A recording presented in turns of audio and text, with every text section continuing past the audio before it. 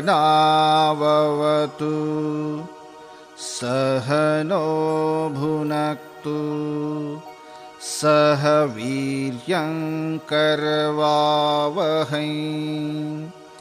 तेजस्विनावधीतमस्तु मा विद्विषावहै।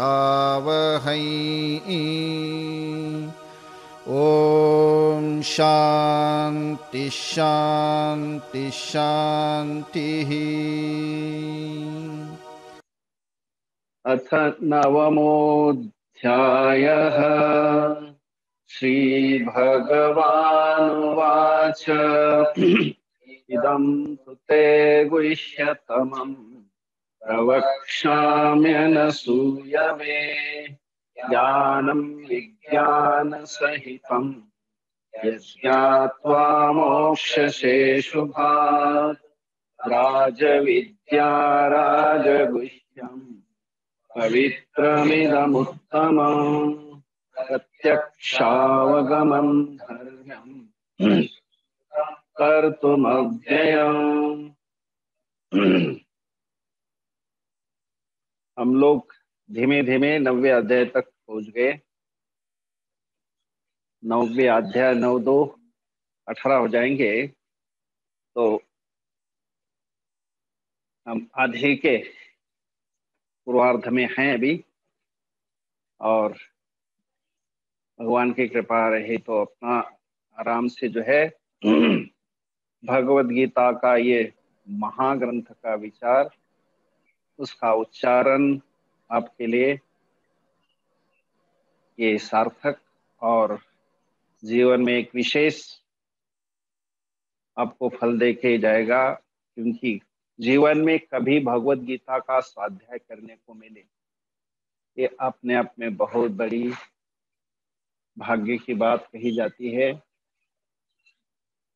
मैंने कहा था ना बचपन में जब कहते थे ये है गीता का ज्ञान, तो हमें लगता है कोई गीता माता है, लेडी है, और हमको जैसे कर्म करेंगे वैसे फल देगा भगवान। तो जीवन में कभी प्रत्यक्ष आचार्य से गुरुमुख से जिस ग्रंथ का हमें स्वाध्याय प्राप्त होता है, बहुत अपने आप में बहुत बड़ी भाग्य की आपके लिए बात हो सकती है। तो हम लोग इस 9वें अध्याय में प्रवेश कर चुके हैं, और कहीं कहीं अर्जुन प्रश्न के साथ अध्याय प्रारंभ करते, कभी कभी भगवान सीधा ही उपदेश जारी रखते हुए तो यहाँ 9वें अध्याय में भगवान ने अपना सीधा ही यहाँ पे प्रारंभ किया उपदेश कि अर्जुन, ये जो गीता का ज्ञान है ये कोई उसमें से एक नहीं है, ये अतीव गूढ़ होने से, अधिक सूक्ष्म होने से उसको गुह्य कहा जाता है। और गुह्य ही नहीं बल्कि ये गुह्यतमम, बहुत ज्यादा सीक्रेट जो है। क्योंकि जो जो दुनिया की हम चीजें सिखाते हैं वो सारा का सारा किसी न किसी रूप से, प्रत्यक्ष रूप से, आंखों से दिखने वाली, कानों से सुनने वाली हर चीज को हम समझाते हैं। लेकिन भगवत गीता एक ऐसी चीज है जो शब्द प्रमाणम, यहाँ कोई भी दूसरा प्रमाण नहीं, यहाँ केवल शब्द प्रमाण है। अहम ब्रह्म अस्मि, तत्त्वमसि, ये जो है सारे के सारे शब्द प्रमाण माने जाते हैं। और शब्द प्रमाण के द्वारा इसलिए कहा जाता है कि उसी को ज्ञान प्राप्त होता है जो इसमें कहा जाता है गुरु वेदांत वाक्येषु विश्वासः। तो इस ग्रंथ के शब्दों के एक एक वाक्य के ऊपर जिसकी भावना श्रद्धा होगी उसी को ही इस ज्ञान की प्राप्ति होती, क्योंकि ये प्रत्यक्ष प्रमाण नहीं है, ये अनुमान भी नहीं, हाँ शब्द प्रमाण है। जब शास्त्र जैसा करता है, कहता है, वैसे ही मुझे उसका अनुभव होना चाहिए। जैसे कि शास्त्र कहता है कि हाँ, कि विज्ञानवान है ना, जो ब्रह्म है, जिस ब्रह्म को जो जानता है वह क्या बन जाता है, सह सर्व ज्ञानवान भवति, विज्ञानवान भवति। तो शास्त्र प्रमाण के ऊपर ही जिसकी भावना होगी वही इस ज्ञान को प्राप्त कर सकता है। ये यहाँ पर प्रत्यक्ष रूप से हमें अनुभूत होता है। तो इसलिए ये भगवत गीता का 9वां अध्याय, इसके अंदर गुह्य जो बात कही है बहुत ही गुह्यतम है। तो गुह्य गुह्यतर गुह्यतमा प्रवक्ष्यामि, मैं इसके अंदर कोई भी कमी नहीं रखूंगा। प्रकर्षेण वक्ष्यामि कहूंगा, और कहा गया जहां मैं कहूंगा वहां पर भी योग्यता की आवश्यकता है। लेकिन यहाँ तुम जो है किसी प्रकार की आपके अंदर दुगलापन नहीं है, आप अनसूयवे है, असूया रहित हो आप, आपके अंदर किसी प्रकार का छल कपट नहीं है। तो छल कपट से रहित है ना। तो इसलिए हर संत कहते कि ऐसा ही अगर अंतकरण हो, मोहि खल छिद्र न भावा, मुझे निर्मल मन सोही मुझे पावा, है ना, ऐसा तुलसीदास जी ने कहा है। और जिसके अंदर राग द्वेष वो मुझे प्राप्त नहीं कर सकते। तो यहाँ अनसूयवे कह करके भगवान ने कहा कि जिसके अंदर किसी प्रकार का छल कपट नहीं है, शुद्ध अंतकरण वाला, उसी को मैं ये ज्ञान दे सकता हूँ। और आपके अंदर ये योग्यता पूर्ण रूप से भरी है। तो अनसूयवे चतुर्थी एक वचन है। ऐसे अनसूयवे, ऐसे निष्पाप निर्मल अंतकरण वाले अर्जुन को प्रवक्ष्यामि, है ना, किम इदम गुह्यतमम, ये गुह्यतम गोपनीय आप मैं समझा। और केवल ज्ञान का उपदेश नहीं, उसके अंदर विज्ञानम, जो अपने जीवन में इस ज्ञान को उतारता है, घटाता है, उसको भी मैं आपको अच्छी तरह से समझा दूंगा। विज्ञान सहितम, भाष्यकार कहते हैं अनुभव युक्तम। और ये ज्ञान कहते कि सामान्य ज्ञान नहीं है, ये ज्ञान जो है विद्या का भी राजा है। विद्यानाम राजा राज विद्या, दीप्त अतिशयत्वात् दीप्यते, प्रकाशुक्त होने के कारण समस्त विद्याओं का राजा है। हाँ, यही ब्रह्म विद्या सब विद्याओं में दे दीप्यमान, सारी विद्याओं के अंदर ऐसा यह प्रसिद्ध कहा जाता है। तो इसलिए राज विद्या, राजरी दीप्तो करके राजा के लिए हमेशा एक प्रकाशमान और दीप्यमान ऐसा एक द्योतक आता है। तो राजा का मतलब among the others he has got bright, he has got special knowledge।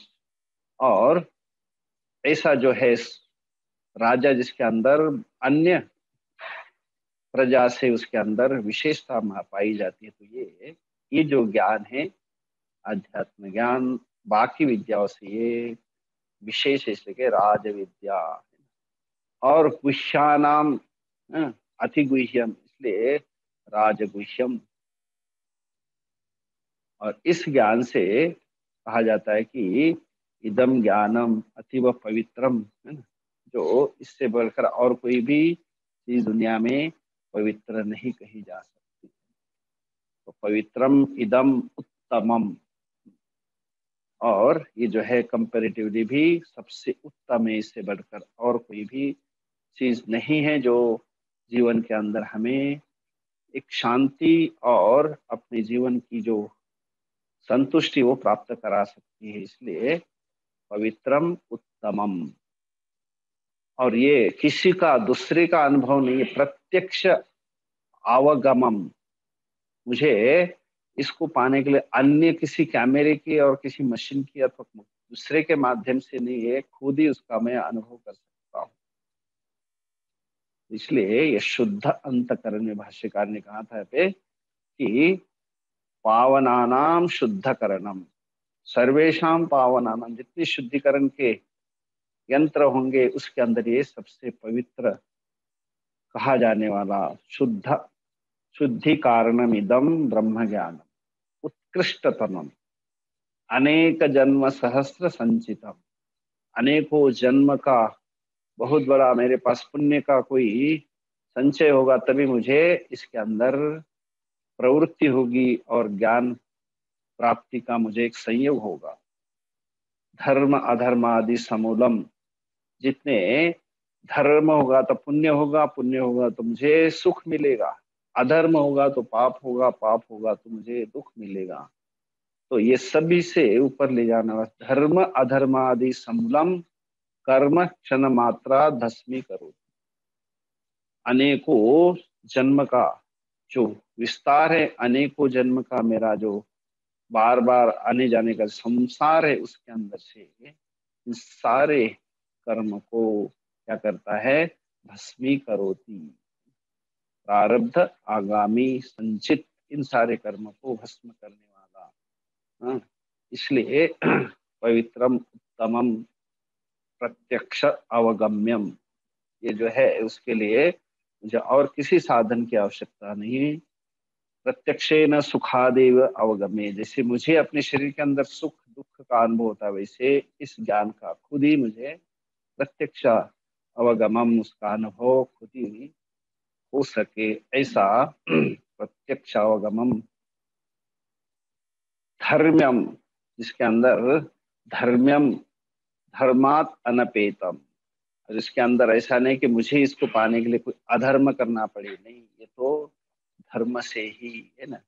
धर्मेन कामः धर्मेन अर्थः, और फाइनली फिर धर्म के साथ ही ये मोक्ष प्राप्त कर होता है। तो ये ज्ञान मोक्ष के लिए एक मात्र कारण बन जाता है। तो इसलिए ये धर्म से ओतो धर्म्यम सुखम, और उसको पाने के लिए बहुत ज्यादा अपने आप को अनायासेन प्राप्तम, जो उसको जो है हम कहीं हम तपस्या करें कुछ भी करें, लेकिन तपस्या का अगर हम सीधा सीधा कि मुझे अंतकरण शुद्धि के द्वारा मैं और अंतकरण शुद्धि के लिए करता हूँ तपस्या, तो वो उसके लिए इनडायरेक्ट कारण बन सकता है। लेकिन आप कहेंगे कि मैं ये कर्म करूंगा उससे मुझे ज्ञान की प्राप्ति होगी, ऐसा नहीं। आप ज्ञान के लिए आप भले ही क्या करेंगे, अपने आप को योग्य बनाएंगे, लेकिन योग्यता के बाद फिर अनायास ही प्राप्त होता है। इसलिए सुखम और कर्तुम सुखम अव्ययम, जिसके अंदर किसी प्रकार का विकार नहीं। शरीर के अंदर षड विकार होते हैं, हाँ, अस्थि जायते वर्धते विपरिणमते अपक्षयते विनश्यति, ये जो है विकार होते मेरे शरीर के। लेकिन यहाँ अव्ययम, किसी प्रकार का निर्विकारम व्यय रहितम, ये जो ज्ञान है इसी के लिए इदम ज्ञानम प्रवक्ष्यामि प्रत्यक्षम, तो वो ये राजाओं में श्रेष्ठ, ऐसा जो ज्ञान मैं कहूंगा। तो अब इसको आगे, इसके अलावा भी जो श्रद्धावान है, श्रद्धा के अलावा भी कुछ ऐसे लोग होते हैं, उनके बारे में अब भगवान यहाँ पे तीसरे श्लोक में कुछ कहते हैं। अश्रद्धाना पुरुषाः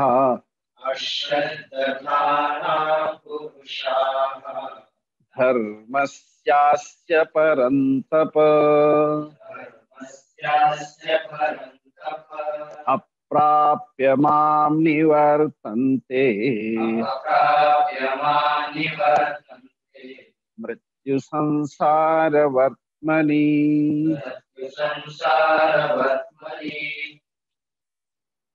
अश्रद्धानाः, लगते ही नेगेटिव हो जाए, श्रद्धानाः अश्रद्धानाः पुरुषाः धर्मस्य अस्य परन्तप अप्राप्य मां निवर्तन्ते मृत्यु संसार वर्त्मनि।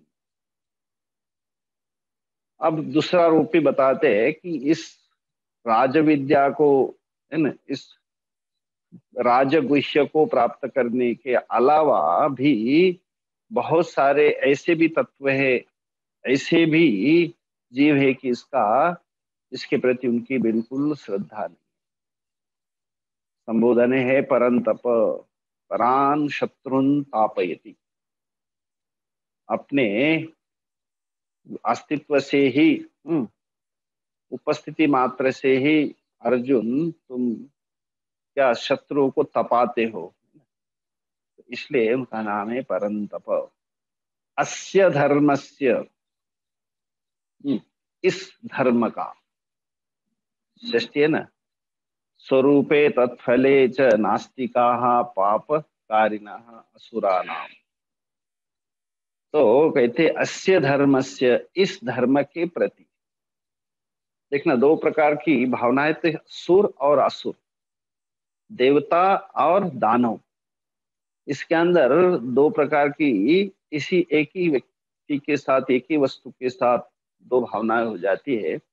इस शास्त्र को समझाने के लिए तो जिनके पास श्रद्धा है तो उनको तो कहा कि ये उनके लिए एक राजविद्या है, राजगुह्य है।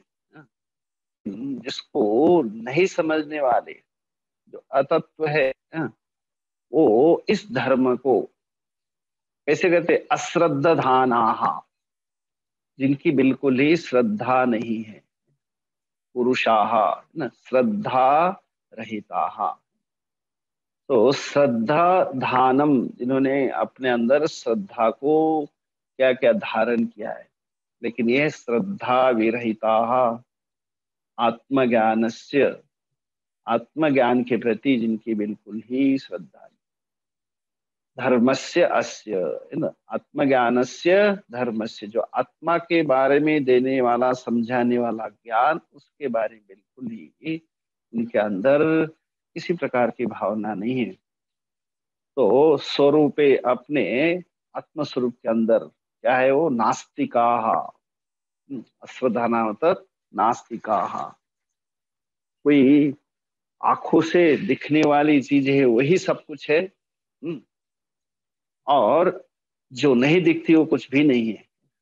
इसलिए उसको कहा जाता है एक नास्तिक और आस्तिक। तो ऐसे नास्तिक लोग, उनको कहा गए अश्रद्धाना। भाष्यकार और कहते पापकारिणः, जो हमेशा उनका क्या चलता है, शास्त्र विरुद्ध हमेशा कर्म होता है, तो वो पापकारिणः। असुरानाम देह मात्र आत्मदर्शनम। हम, इस शास्त्र कहता है कि देह से परे कोई तत्व है, देह जाने के बाद भी कोई तत्व है जो हम उसका बंध होता है, उसकी मुक्ति होती है। लेकिन ये लोग तो कहते हैं कि हमको देह मात्र के अलावा कुछ दिखाई नहीं देता। इसलिए वो कहा था ना एक बार कि ब्रह्मा जी के पास गए थे कौन, देवताओं के गुरु, नहीं देवताओं के, हाँ, गुरु, और हाँ, असुरों के गुरु। तो विरोचन असुरों का गुरु था, और ये इंद्र जो है इधर से देवताओं के मानो राजा। वो दोनों शिक्षा लेने आए थे, लेकिन कुछ समय के बाद उन्होंने, वहां तो उपदेश तो मिला ही नहीं, लेकिन उन्होंने कहा कि सेवा करो, सेवा करते रहे। सेवा के बाद जब उनको पूछा गया कि हमको उपदेश करके ज्ञान दीजिए, तो भगवान ब्रह्मा जी ने कहा जाओ उस जलाशय में जाकर के देखो। तो जलाशय में जाकर के देखा तो क्या दिखाई दिया उनको, अपना खुद का प्रतिबिंब। तो प्रतिबिंब किसका दिखा, शरीर का। तो शरीर को ही उन्होंने क्या माना, अपने आप को आत्मा माना। देह मात्र आत्मदर्शन, जो अपने आप को, देह को ही आत्मा मानने वाले, तो इसको यहाँ भी कह रहे अश्रद्धाना, जिनका शास्त्र वाक्य के ऊपर, वेद वाक्य के ऊपर, वेदांत वाक्य के ऊपर कोई भी भाव नहीं, श्रद्धा नहीं। इसलिए ऐसे लोग जो है, जिनकी भावना नहीं, वो लोग क्या होते हैं, देह मात्र आत्म दर्शनम प्रतिपन्ना असुतृप्त। असु मतलब इंद्रियों के अंदर ही जो हमेशा लगे रहते, तृप्त, उसी के अंदर तृप्ति मानते। तो असुसु रमते इति असुराः। असु मतलब इंद्रिय विषय। और ऐसे जो पुरुष है वो क्या कहते, माम अप्राप्य, क्योंकि यहाँ जीवन मिला था क्या करने के लिए, परम पुरुषार्थ को प्राप्त करने के लिए ज्ञान के माध्यम से, लेकिन उन्होंने ज्ञान के प्रति कोई प्रयत्न ही नहीं किए। जैसे जैसे संस्कार थे उसी के अनुसार वो ढलते गए, और उनके अंदर कहीं भी भावना आने के लिए कहीं उनको माहौल नहीं मिला, और उन्होंने फिर उसके लिए प्रयत्न भी नहीं किए। इसलिए अस्य धर्मस्य अप्राप्य, आत्मज्ञान से इनको न प्राप्त हुए, क्या होता है फिर, माम निवर्तन्ते, यहाँ से फिर क्या हो जाते, पलट जाते, मतलब वहां से, और जहां से आए वह निकल जाते। माम परमेश्वरम मत प्राप्तो एव, मत प्राप्ति मार्ग साधन भेद भक्ति मात्रम अपि अप्राप्ति, मुझे प्राप्त करने का जो मार्ग है, जो साधन है, उनकी उनको प्राप्त न होकर, क्योंकि यहीं से हमको एक रास्ता मिल सकता है। मनुष्य जीवन एक बहुत बड़ा हमारे लिए जंक्शन स्टेशन, यहाँ से हम लोग कहीं का भी रास्ता पकड़ सकते हैं, कहीं का भी टिकट निकाल सकते हैं। तो यहाँ आने के बाद हमें कोई प्रयत्न ही नहीं किया है, और प्रयत्न आने के बाद हमने यूं ही उसको गवा दिया है, तो माहौल मिलने के बाद भी हम उसको सीरियसली नहीं लेते। इसलिए कहा जाता है मत प्राप्ति मार्ग साधन भेद भक्ति मात्रम, उसको भी उसने प्राप्त न करा करके फिर क्या होता है, निवर्तन्ते, आते जाते वहां से, निश्चय न आवर्तन्ते, घूमते रहते, कहाँ पे, मृत्यु संसार वर्तमनि, मृत्यु, हाँ, जन्मेंगे, जन्म लेंगे तो मरना पड़ेगा, है ना, तो उसी को कहते मृत्यु। संसार वर्तमनि, जो मरण, संसार को एक मरण धर्म कहते हैं ना, मृत्यु लोक, जो मृत्यु लोक का आना जाना, यहाँ पे हम लोग सब मरते हैं। मरते मतलब जो जो पैदा होता है वो मरने वाला है, और इसका ये संसार आना जाना है, एक संसार माना जाता है। और इसको होते वर्तमनि, उसको मार्ग है ना, इस संसार का जो है जन्म मरण का एक मार्ग है। भाष्यकार ने कहा कि संसार मृत्यु संसार तस्य वर्त्म, उसका जो रास्ता है, नरक तिर्यगादि प्राप्ति मार्ग, जिसके अंदर, हाँ, नरक और तिर्यक मतलब पशु पक्ष आदि, इनका योनि में जाने का एक मार्ग बन जाता है ये संसार। क्यों, यहीं से हमको एक तो होता है पुरुषार्थ, दूसरा होता है फिर अपुरुषार्थ रहित हो, आपको जो है जैसे हम आए वैसे फिर और चले जाएंगे, और आगे की योनि को प्राप्त हो जाए। तो नरक तिर्यगादि प्राप्ति मार्ग, इसलिए कहा है मृत्यु संसार वर्तमनि, बार बार ऐसे संसार में आते जाते रहते हैं। कौन है वो लोग, श्रद्धानाः पुरुषाः, इसके बारे में, अस्य धर्मस्य, इस आत्मज्ञान का जो ग्रंथ है, एक एक प्रकार का धर्म ग्रंथ है, उसके बारे में उनको बिल्कुल श्रद्धा नहीं है, ना तो गुरु, ना तो आचार्य, ना तो शास्त्र। इस प्रकार से माम अप्राप्य, मुझे न प्राप्त होकर के, निवर्तन्ते, हाँ, ऐसे मृत्यु संसार में वो भटकते रहते हैं। तो फिर, हाँ, मेरा स्वरूप क्या है और मैं क्या हूं, इसको फिर आगे वाले श्लोक में बताते। स्तुत्या अर्जुनम अभिमुखीकृत्य, ज्ञान की प्रशंसा द्वारा अर्जुन को सन्मुख करते हुए इस चौथे श्लोक में कहते हैं, मया ततमिदं सर्वं, मया ततमिदं सर्वं जगदव्यक्तमूर्तिना जगदव्यक्तमूर्तिना मत्स्थानीयं स्थानि सर्वभूतानि मनसा सर्वभूतानि चाहं तेष्वस्थितः। चाहं तेष्वस्थितः। मया ततम् इदं सर्वं जगद व्यक्तमूर्तिना जगत अव्यक्तमूर्तिना मत्स्थानि सर्वभूतानि न च अहं तेषु अवस्थितः। अब आपने एक व्यापक स्वरूप का यहाँ पे वर्णन कर रहे हैं।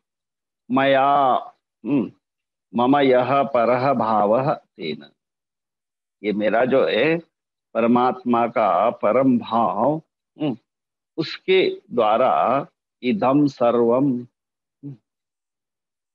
इदम सर्वम जगत, ये सारा जगत जो है मेरे द्वारा क्या है, ततम व्यापितम, जो है तनु विस्तारे एक धातु है, उसी से बनता है ततम, मतलब व्याप्तम। इदम सर्वम जगत व्याप्तम ततम मया। मया कौन है? मया तो कहते मूर्ति ना, मया मूर्ति के द्वारा। किस प्रकार की मूर्ति है? अव्यक्त मूर्ति ना। व्यक्त मूर्तियां तो आपको दिखती है, मंदिर में ही रहती है, लेकिन मंदिर के अलावा जो सर्वव्यापी यत्र यत्र मनोयाति तत्र तत्र समादय, जहां जहां मेरा मन जाता है, जहां जहां मेरी दृष्टि जाती है, जितनी लंबी दृष्टि जाती है वहां तक, जहां तक सोच सकता हूँ, दृष्ट अदृष्ट है ना, जो जो मैंने देखा है अनदेखा है उन सभी के अंदर, सबके अंदर क्या हूँ? व्यापक हूँ, है ना। और कैसा व्यापक हूँ? अव्यक्त मूर्ति ना, हर जगह मूर्ति का दर्शन नहीं, बल्कि अव्यक्त मूर्ति से। कई जगह देखते हैं कि बहुत अपने जो जो अनुयायी होते हैं उनको वहां पे हर जगह उसकी मूर्ति धारण करते हैं। देखा हुआ थाईलैंड में लोग गए थे तो वहां बुद्ध की हर जगह, अगर कोई आश्रम में है वो मान का, तो वो चारों ओर से बुद्ध की मूर्तियां खड़ी करें। तो उनका अपना एक भाव है कि वही तो भगवान कहते हैं, ऐसे मूर्ति को खड़े करने से तो मूर्ति उतनी दिखाई देगी, बाद में बाकी जगह भी तो मेरा विस्तार है, बाकी जगह भी तो मेरा विराजना है। तो इसलिए भगवान कहते हैं कि मुझे व्यक्त करा करके करने की जरूरत नहीं। हाँ, आपको आपका भाव जहाँ पे क्या करना है, प्रकट करना है, वहां तो आपको ये जो मूर्तियां जितनी है उस वहां तो आवश्यक है। क्यों? आप किसी रोड रोड के किनारे जा रहे और चलते चलते आपको प्यास लगती है, और उसी रोड के किनारे किनारे बड़ा सा एक पाइप जा रहा है, किसका? पानी का। हम्म, इतना बड़ा पाइप है, लेकिन आपको जो प्यास लगती है ना, उस प्यास को वो पाइप नहीं बुझा सकता। तो क्या, कहाँ जाना पड़ेगा? जहां छोटी सी जो पाइप निकली हुई है, जहां पर टूटी लगी हुई है ना, और उस टूटी से पानी बाहर निकलता है, वहां आप पानी लेकर के अपने क्या प्यास को बुझा सकते। तो ऐसे भगवान का स्वरूप सब जगह व्यापक है। हाँ? लेकिन हमें जब कभी प्यास होती है, मतलब अपने साधना के और अपने दर्शन की, तो वो प्यास को बुझाने के लिए एक प्रकार से ये हमारे लिए जो वो सार्थक मूर्तियां है, मंदिर है, वहां हम अपना क्या कहते हैं, भाव प्रकट करते हैं। कैसे? अब एक उदाहरण देता हूं। कहते कि हम आपस में कई प्रकार अपने अपने मित्र होते हैं, और एक दूसरों को खूब मदद करते, खूब एक दूसरों का ध्यान रखते। लेकिन आपको उसके जन्मदिन के ऊपर आपको कुछ ना कुछ तो उसको वाणी से प्रकट करना पड़ता है, या कुछ गिफ्ट देना होता है। तो उस समय क्यों जरूरत है सारी? आपको पता है कि मुझे वो अच्छी तरह समझता है, मेरा भाव समझता है, मेरे अंतकरण को समझता है, लेकिन फिर भी आपको ये सारी व्यक्त करने की क्या आवश्यकता होती है? तो उसका यही द्योतक होता है कि जब कभी भी आपके अंदर जो भावना है उसको प्रकट करने का एक समय और एक काल देश होता है, वैसे ही आत्मा सर्वव्यापी है। वो आपको ज्ञान होगा, लेकिन जब कभी भी ये मंदिर आदि आदि है, ये सब हमारे लिए किसके लिए है? अपने भाव को व्यक्त करने। लेकिन भगवान कहते हैं वो आवश्यक है, लेकिन इसके अलावा मेरा जो दूसरा स्वरूप है वो कौन सा है? अव्यक्त। तो अव्यक्त मूर्तिना मया इदम सर्वम व्याप्त, जो यहाँ पे सब जगह जो है मैं व्यक्त हूँ। हाँ, हाँ। कैसे, किस रूप से? अव्यक्त मूर्तिना, है ना, जहाँ मेरी मूर्ति नहीं है लेकिन मैं भी उसके अंदर व्यापक हूँ। और मत्स्थानी सर्वभूतानी, और मैं हूं तो मेरे ही अंदर सब के सब जो है मेरे भूत सारे मेरे अंदर विराजमान है। अव्यक्त मूर्तिना करण गोचर स्वरूपेण, इंद्रियों का, बुद्धि और इंद्रिय का विषय नहीं है, ऐसे अव्यक्त मूर्ति द्वारा मेरे ही माध्यम से सारा जगत ये व्याप्त है। और ऐसे अव्यक्त स्वरूप मुझ परमात्मा में, कहाँ से? ब्रह्मा जी से लेकर एक तिनके तक कहा जाता है, स्तंभ पर्यंतम, जितनी सारी ये सृष्टि है वो मत्स्थानी सर्वभूतानी, इस सारे के सारे मेरे अंदर ही टिके हुए हैं। हाँ, जैसे आकाश है, आकाश के अंदर ही कोई भी अगर कोई व्यक्ति है तो किसमें है? आकाश में। आकाश के बिना रह ही नहीं पाएगा। अवकाश प्रदात्री आकाश, आगे उदाहरण बताएंगे। तो इसी प्रकार कहते कि मेरे में ही सर्वभूतों का वास है, मत्स्थानी, और वो मेरे में है लेकिन न अहम तेषु अवस्थितः, वो मेरे ही आधार आधेय एक क्या होता है? भाव होता है ना। जैसे आपने इस टेबल के ऊपर घड़ी रखी है, ग्लास रखा है, तो इस घड़ी के लिए टेबल क्या है?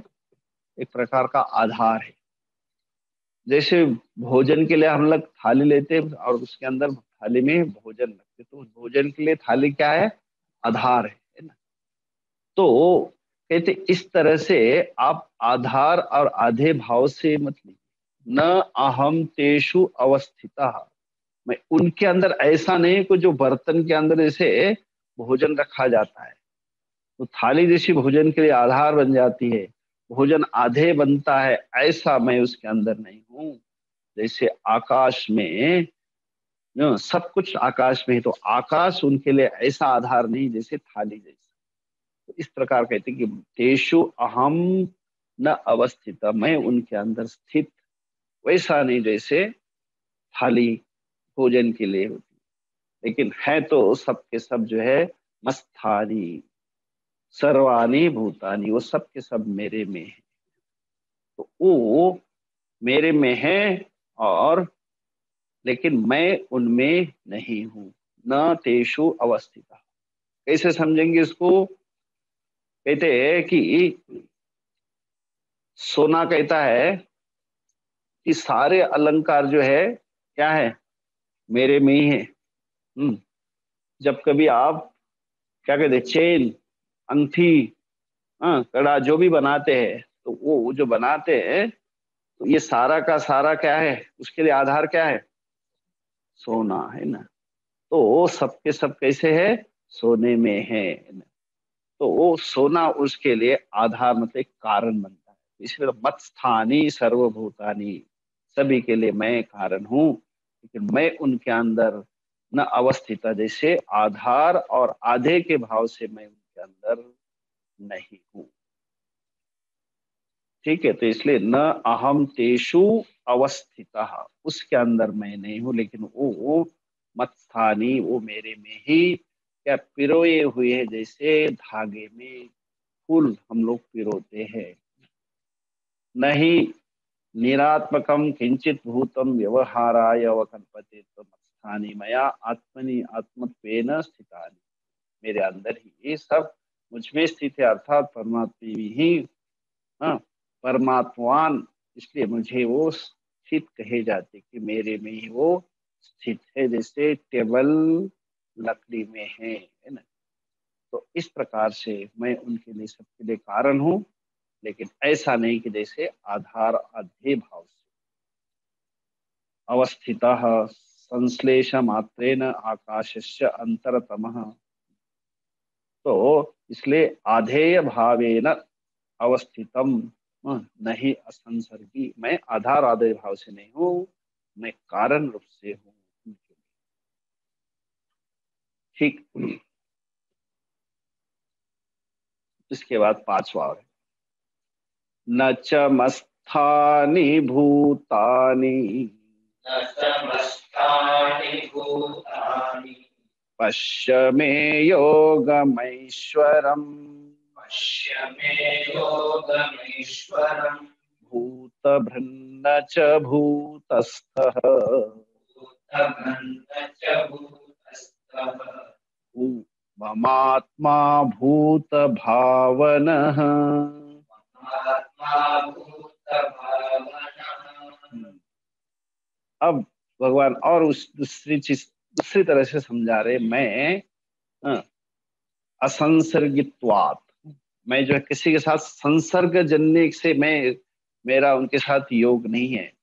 ऐसे न च मत्स्थानि भूतानि, हाँ, पहले का मत्स्थानि सर्वभूतानि, अब किस क्या कह रहे, न सर्वभूतानि मत्स्थानि पश्य में योगम ऐश्वरम, ऐसे योग से, ऐसे ऐश्वर्य से तू देख कि सारे के सारे जो है मेरे में स्थित नहीं है। मत्स्थानि भूतानि न, हाँ, ब्रह्मादीनी, ब्रह्मादि सब प्राणी जो है मुझ में स्थित नहीं है।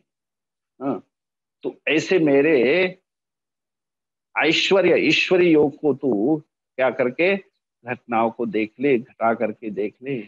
ऐसे अभी वही देख लेना, जैसे मैंने कहा आधार आधे जो भाव होता है, वैसे अगर हम देखेंगे तो जैसे हम जमीन के ऊपर खड़े हैं, तो जमीन हमारे लिए क्या है, आधार है ना। तो ऐसा आप मत देखिए, न च मत्स्थानि भूतानि, मैं वहां सबको आधार दे रहा हूं, ऐसे संसर्ग दृष्टि से नहीं है। उसके लिए कारण है और कार्य है।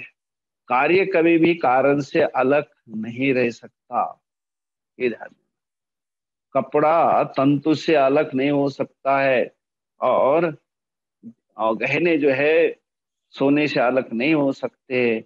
वैसे हम सूक्ष्म रूप से देखेंगे तो समझ पाएंगे, लेकिन हम कहेंगे जो आधार आधे भाव, जैसे थाली भोजन के लिए आधार बनती है, वैसे यहाँ पे नहीं कह रहे न मत्स्थानी भूतानी, तो तुम मेरे अंदर ही वो सारे रहेंगे तो मुझे तो सोने नहीं देंगे। तो ऐसा नहीं है, मत्स्थानी भूतानी न पश्य, ऐसा तू देख, इसके ज्ञान दृष्टि से, योगम ऐश्वरम, मेरे ऐसे ईश्वर के इस योग को, हाँ, आत्मनः याथात्म्यम योगम, मेरा जो है आत्म तत्व को इस प्रकार से समझ कि मैं उसके अंदर, मेरे अंदर वो नहीं है जैसे कोई चीज हम किसी के ऊपर रखते हैं। इसलिए मत्स्थानी भूतानी न पश्य में योगम ऐश्वरम, ये जो मेरा ईश्वर का भाव ऐश्वर्य है, इस योग को तू देख। भूतभृत भूतस्थः, और मैं भूतभृत का अर्थ क्या होता है, असंगः अपि भूतानि विभर्ति, मेरा कोई भी सीधा सीधा स्थूल रूप नहीं है, लेकिन फिर भी मैं क्या करता हूँ, भूतानाम विभर्ति, मतलब भूतों को, जीव मात्र को क्या करता हूँ, पोषित करता हूँ। जितने सारे प्रकृति के रूप है, जितने सारे पेड़ पौधे हैं, इनके अंदर चाहे गर्मी हो, चाहे सर्दी हो, चाहे बरसात, उसके अंदर सबको जो है एक हरा बना के रखने के लिए, जीवित रखने के लिए मैं किसी न किसी रूप से उनको जीवन सत्व देता हूँ, है ना। तो वैसे हर प्राणी के लिए मैं क्या करता हूँ, उनका भरण पोषण करता हूँ। भूत भृत भूतानाम विभर्ति, सबको जो भरण करता हूँ, पोषण करता हूँ। और भूतस्थः, और मैं उनके अंदर, सबके अंदर स्थित हूँ, न कि टेबल के ऊपर रखी हुई बर्तन जैसे, उनके अंदर, सबके अंदर स्थित हूँ। ममा आत्मा, मेरा जो आत्मा मतलब मेरा जो स्वरूप है वो बिल्कुल हूँ भी, उससे वो कोई भी अलग नहीं है। मम आत्मा आत्मनः, वो जो है मेरा, उससे वो बिल्कुल अलग नहीं। और यही मेरा भूत भावनः, भूतानाम भवनम, भूत भवनम, जो सभी के लिए एक प्रकार से क्या बन जाता है, भूतानि भावयति उत्पादयति, भूतों को उत्पन्न करना, वो जो है भूत उत्पादयति वर्धयति, उनको क्या करते हैं, उनको पैदा भी करते हैं और उनको वर्धयति मतलब उनको पोषण भी करते हैं। ऐसा मेरा अपना एक स्वभाव, नेचर है, जिससे कि ये सारी सृष्टि अपने आप जो है क्या उत्पन्न होती है। सर्ग स्थिति लयान यान्ति, अंततो गत्वा, लय भी दूसरे रूप में वो मेरे अंदर लय होते हैं। तो कहने का मतलब भूत भावनः, भूत को पैदा करने वाला, भूतस्थः, भूतों में स्थित, और भूतभृत मतलब स्थिति, सबको जो है भरण करने का, है ना। तो भूतों में स्थित रहता हुआ, भूतों को पैदा करता हुआ और सबका पोषण करता हुआ, भूतभृत मतलब पोषण करने वाला मैं, ऐसे योग को तू देख अर्जुन। हाँ, और मैं ऐसा नहीं कि मेरे अंदर थाली के अंदर कटोरी में रखे हुए चने, वैसे मैं मेरे अंदर सारे भूतों को रखा, ऐसा नहीं है। मैं उनके लिए इनडायरेक्टली सबके लिए कारण अवश्य हूँ, लेकिन वैसा नहीं जैसे हम लोग बाकी स्थूल शरीर, स्थूल पदार्थों को देखते हैं, वैसा नहीं। इसलिए न च मत्स्थानी भूतानि, है ना। और पश्य में योगम ऐश्वरम, ये जो है मेरा ऐश्वर्य योग तू देख, और इसके अंदर भूतों को भरण करने वाला भूतभृन, और भूतस्थ हमेशा भूतों में ही, उसके अंदर बिल्कुल उससे भिन्न नहीं हूँ। और मेरा आत्मा मतलब मेरा नेचर, मेरा जो स्वभाव, वो भूत भावना, भूतों को क्या करने वाला, सबको भवन मतलब उनको पैदा करने के लिए, भावयति वर्धयति उत्पादयति, उनको उत्पन्न करना, उनकी स्थिति और उनका फिर अंततोगत्वा उनका लय, इनके लिए सब मैं कारण हूँ। यही मेरा ऐश्वर्य योग है, उसको तो देख अर्जुन। यही अर्जुन के लिए भगवान इस रूप से, सूक्ष्म रूप से, आधार आधे भाव से रहित कार्य कारण को समझा है। तो संपूर्ण इदम विश्वम कार्यम, और मैं उसका सबके लिए का हूँ कारण हूँ। ये कार्य कारण भाव को यहाँ पे समझाते हैं। ठीक, तय रखते हैं और 3 श्लोक को साथ में बोलते हैं। अश्रद्धाना पुरुषाः धर्मस्यास्य परन्तप, अप्राप्य मां निवर्तन्ते मृत्यु संसार वर्त्मनि, मया ततमिदं सर्वं जगदव्यक्तमूर्तिना मत्स्थानि सर्वभूतानि न चाहं तेष्वस्थितः न च मत्स्थानि भूतानि पश्य मे योगमैश्वरम् भूतभृन्न च भूतस्थः ममात्मा भूतभावनः। ॐ पूर्णमदः पूर्णमिदं पूर्णात् पूर्णमुदच्यते पूर्णमेवावशिष्यते। पूर्णस्य पूर्णमादाय पूर्णमेवावशिष्यते। ओम शांति शांति शांति। हरि ओम। श्री गुरुभ्यो नमः। हरि ओम।